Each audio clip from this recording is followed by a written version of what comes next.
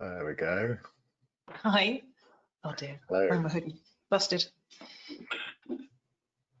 So we've now started the webinar, which is how your actual sessions will begin. Just waiting obviously a few minutes for everybody to actually join us. I can already see there's 4 or 5 people signed in, some familiar names. It's going to be lovely to hopefully talk to you a bit later, having spent quite so much time emailing so many of you. Thank you for signing up for this and for joining us. I hope this is going to be a useful, probably about half an hour presentation and then some time for Q&A and some time to try out the tools.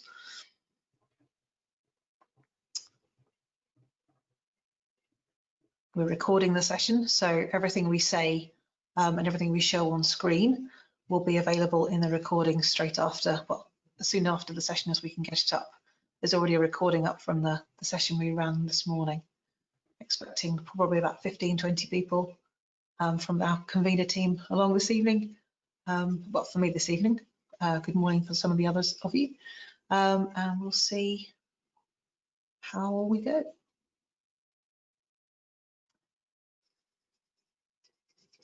So the really good news is that all of you have managed to install the app and connect to your webinars, which is a great start so far.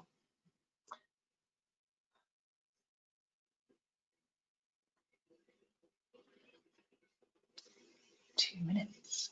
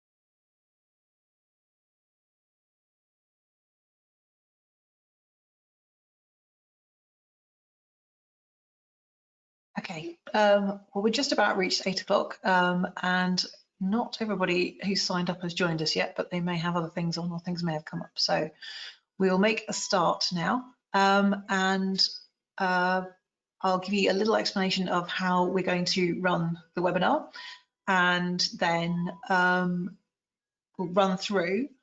We're recording the first section, so my explanation of the tools and the bit where I speak, and then we'll stop the recording and give you all a chance to be moved up from attendees where you are at the moment, which is how delegates uninvolved with the session will interact with the session, or just watching in the audience.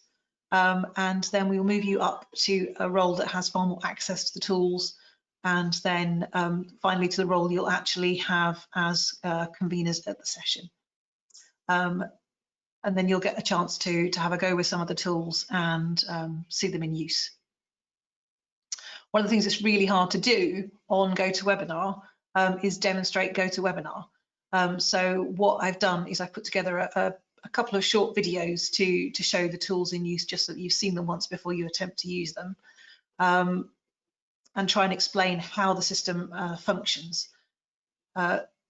So let's start with some hints on getting set up before you even start your first webinar.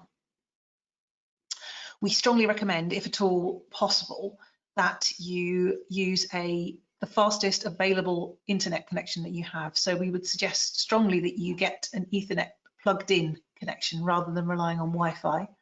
One of our major dreads is people losing connection halfway through a session. So anything you can do to help with that by establishing a strong Wi-Fi connection or strong Ethernet connection through your home internet or office internet, wherever you're accessing the session, that would be great.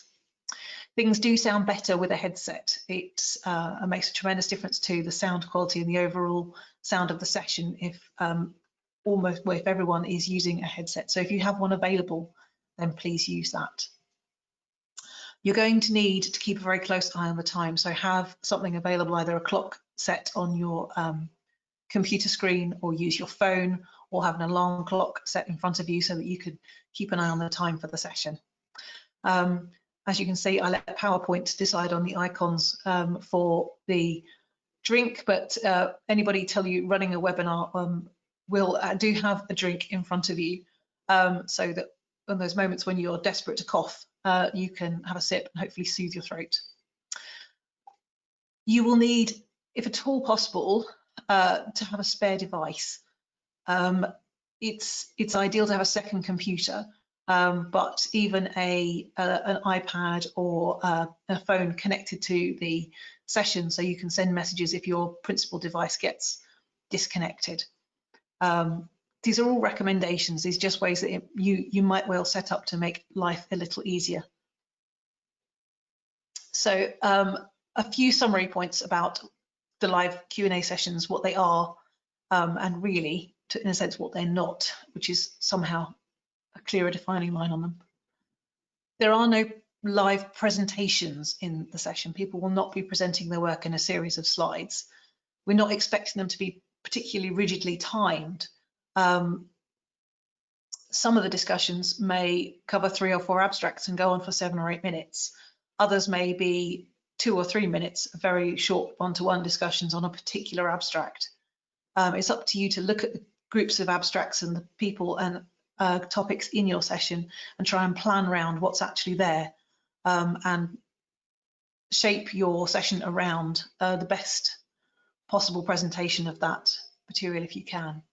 It's not a town hall discussion. The format that we're using, the virtual format that we're using, doesn't allow for any number of voices to be constantly interrupting. It needs to be significantly better managed than that. So as conveners, you have a very responsible role in shaping that session. And we're also, being Goldschmidt, absolutely determined that we won't be overrun by the same usual voices, but the chance for our early career scientists to speak and have their work evaluated and shared should be very important as well. You'll have a chance to look at the questions from pre-submitted lists. Authors will be able to ask questions from their panel position in the webinar, and obviously the audience will be able to submit questions either via text using the software or by raising their hands and being unmuted so that they can speak.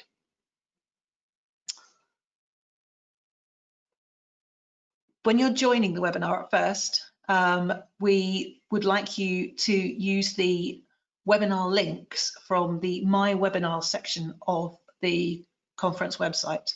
So under My Goldschmidt, My Webinars. If you click those links, they will be the correct links to take you into the session, into the Q&A session with the correct privileges as conveners. You'll enter as organisers in exactly the same way as your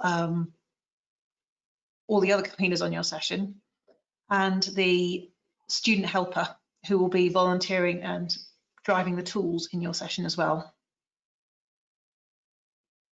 Okay, so just because we know it's slightly alarming when you're starting up the first session and you're signing in. Okay, quick time. So this is the screen that you'll see. That's probably you saw when you signed in today. So even though it says when the organizer arrives, that's somebody else will be starting the session for you. So if you sign of the My Webinar links, then what will happen is it will disappear and the toolbar will appear. It's always a slightly unnerving moment when that disappears because you wonder if you've shut something, but that's exactly what's supposed to happen. And that's what you'll get. And the tools will kick in and sort themselves out. Okay.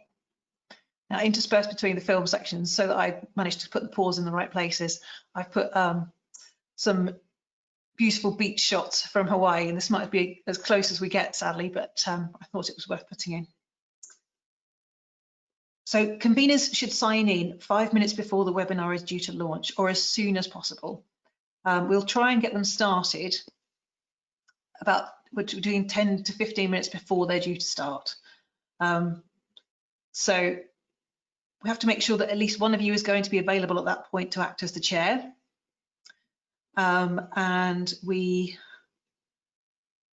will be, timing is going to be absolutely critical to this. So when you do arrive in the seminar, the first thing you should do, you'll be able to talk amongst yourselves as organisers, to introduce yourself to the student volunteer and let them know who will be chairing the session. You'll be asking them to use the controls and the software on your behalf.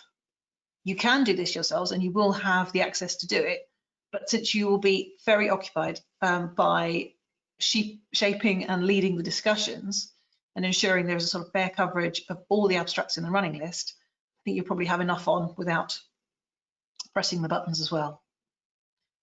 As we say, it's always been part of the conference culture to encourage the voices of our early career participants and those from underrepresented backgrounds, and you're absolutely key to ensuring this continues in the virtual format. So at the start of the webinar, the student will be the presenter, as I am on this one, and they will share a PowerPoint presentation, a welcome slide to remind people of the code of conduct, remind people not to improperly use data and the presentations. And it's very simple to do that by sharing the screen and stopping sharing the screen, exactly as you're seeing on the demonstration there. Okay. So when you're ready to begin, and no more than 2 minutes before the session is timetabled to start, your volunteer will have pulled up that introductory slide. Different sessions will have different slides, depending on whether or not there's a sponsorship in place for that theme. And the student will need to be the presenter role at that point. They'll be that by default, so it shouldn't be a problem. And this slide should stay in place ideally during any welcome or introduction from the chair. We'll also put a couple of etiquette pointers on the welcome slide, such as please remember to mute yourselves when you're not actually speaking. You'll need to have the running order available to you. So ideally on either another browser window or a piece of paper with your notes. And you'll work in some form through that. If the next author doesn't arrive as a panelist, and you'll be able to see the list of attendees and panelists who are there, they may have incorrectly joined the webinar as an audience member, and you'll be able to move them up very simply, or your student will be able to move them up very simply if you spot them in the audience, or don't spot them in the panelist. Ask the volunteer to go looking for them in the audience. And obviously, if they're not there, you'll simply skip over and move to the next author. They can also make themselves known to you, obviously, by asking questions, which you'll receive as organisers of the session. So I've already spoken a little about the fact that there are different roles within the software. So let's have a quick look now at some of the summary of those roles.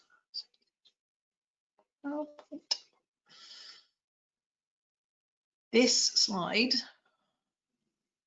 it finally deigns to go there, is a bit of a reiteration of what's on the website already under the instructions for conveners. You will enter as a co-organizer. You won't be able to actually start the session. That will be one of the tech team. But you do have the ability to speak by default, and you can control other users.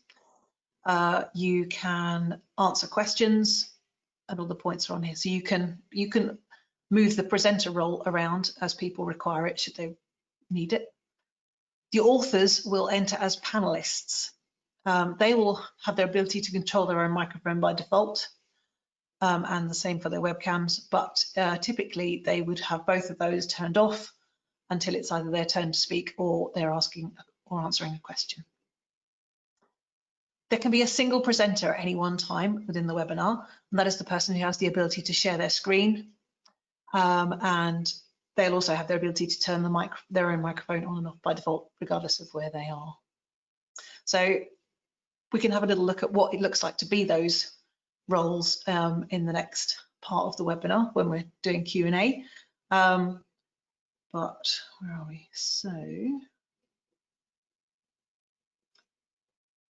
it's next. It's very simple to change the roles. I'll show you the tools that do that. So as you can see in the attendees box, there's two grades of attendee, attendees and staff. And you can switch the presenter role in amongst the staff. And if you have an attendee, you can make them the presenter or move them up to be a panelist. It's more appropriate so they can join in the discussion in the top group more freely. You can also mute people. So you can see there's a mute specific to a particular user, or you can mute everyone, which is quite a useful power on occasions, particularly if somebody's getting feedback and it starts destroying the sound quality. You can mute everyone and reintroduce people one at a time. If someone is becoming disruptive, if their sound line keeps being turned back on when it shouldn't be, you can ask the volunteer to shut off all the mics or their specific mic. You will be able to say whose mic is making the noise because it turns from a little microphone into a little speaker when it's sound coming out, so you get quite quickly used to seeing who's speaking. So how do you ask and answer questions in a virtual seminar? Panelists will be able to just unmute themselves and ideally wait for you to call on them, and they will ask the question. If someone else is called, they should then mute themselves until the next opportunity arises. They can submit a question via the chat tool while they wait should they wish to. The audience can submit a question via the questions tool, which is another feature of the software. They should use the author name at the start of any question so that the conveners can track which questions relate to which abstract. Or they can raise their hands using another tool that you can see on the software. So we'll have a little look at what it looks like if somebody asks a question. First off, I'll raise my hand. And as you can see, the cursor is highlighting the area where a raised hand appears on the attendee list. You actually get very quickly used to watching things happening to the attendees as you're running the session. I'm sure our students will get very good at it. So you can see a question from the audience. You can either type a reply if it's a procedural question, or repeat that question to the author, and then they can answer it.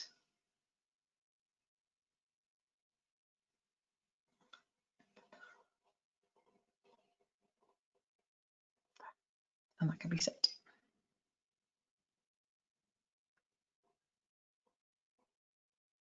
Anyone whose sound is persistently disruptive can be dismissed, or if anyone is either speaking or acting inappropriately. Your student volunteer will count on you to ask them to dismiss someone. It's your decision, and you have the control over that. But they will actually manage the dismissal. In the same way that you change roles, you can highlight someone and just dismiss them from the webinar. You and any other co-organisers will be able to see the raised hands, and your volunteer will also be watching for raised hands and submitted questions and may bring them to your attention if they think you've missed them. It's your role to enforce etiquette and stop people talking over the top of each other, but you may ask your volunteer to mute participants, include muting all, and then reintroduce people one at a time again to manage the sound levels and communication within the session. If one of the co-organisers leaves, any of you, you will be given the option of ending the webinar. This is one of the faults of using this particular system, and it's probably our greatest vulnerability. as you leave, there's a end webinar or leave webinar button. If you press the end webinar button, it turns off for everybody. So if you have to go out halfway through to another session, you have to be very careful not to end the webinar. The student support team have been given instructions over to what to do if that happens. And we'll also put instructions generally on the website for delegates what to do if that happens. It's basically wait 2 minutes and then try and re-enter. By that point, we should have restarted it.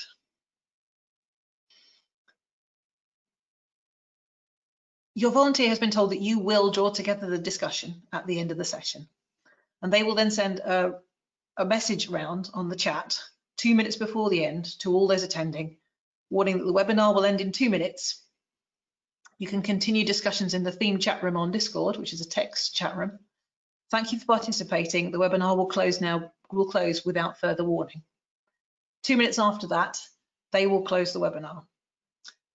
If you don't close it before.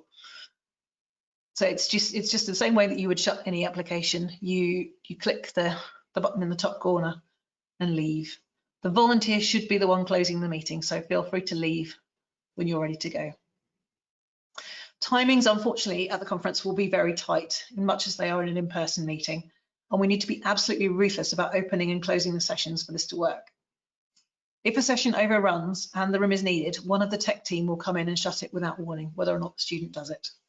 We need the sessions reset up for the next webinar very shortly. The only exceptions to this are those running third in the sessions in the mornings, only if there's no other event in there 15 minutes or 20 minutes later.